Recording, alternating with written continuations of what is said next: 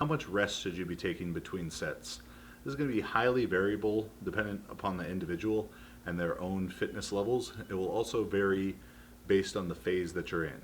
If we're in a hypertrophy phase, doing sets of 6 up to 10, maybe 12 reps, you're going to probably want to take between 2 and maybe as long as 4 or 5 minutes rest.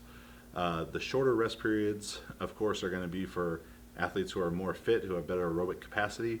Also, smaller athletes, female athletes, are often able to do well with shorter rest periods. So if you're a bigger guy, up in maybe 220, 242 and beyond weight class, and you're not particularly fit from an aerobic standpoint, and if you're very, very strong and there's a lot of weight on the bar, you'd be on the longer end of that, maybe 4 to 5 minutes, where if you're a smaller female or a more beginner male lifter or a male lifter in a lower weight class, you get down to more like 2 minutes, maybe even as short as 90 seconds. But you don't want to take such short rest periods that it causes a decrease in the amount of weight that you can use. So taking an extra 30 seconds or an extra minute rest during hypertrophy training, but using 10, 15 more pounds, use more weight. The more weight is going to be better. So if we're looking at 2 to maybe 5 minute rest periods during hypertrophy, that's going to get extended a little bit from 3 up to maybe 6, potentially as long as 7 for our highest weight class, most advanced athletes during a strength block. That's going to be sets of 3 to 6 reps. And during peaking, it's really as long as you need.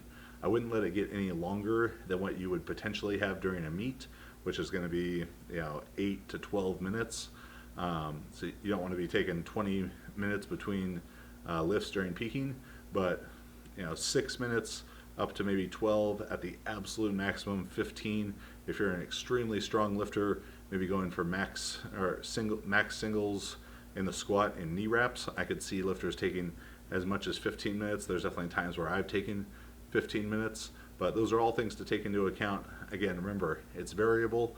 It's going to be dependent on the athlete's fitness levels as well as the size, strength, and experience of the lifter. Gender is going to come into play there as well. Marissa's done entire peaking workouts of heavy single in the squat, bench, and deadlift, all in under an hour. So obviously she's doing that with very short rest periods, but has tremendous work capacity and fitness to go along with that.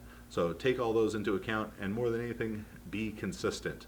So get the stopwatch out. It doesn't mean that you have to take shorter and shorter rest periods, but if you decide, all right, I'm going to take 4-minute rest between these sets of 10 for hypertrophy work, make it 4 minutes rest consistently, as if you're not tracking your rest periods, you're missing out on a variable that we can potentially manipulate for your training.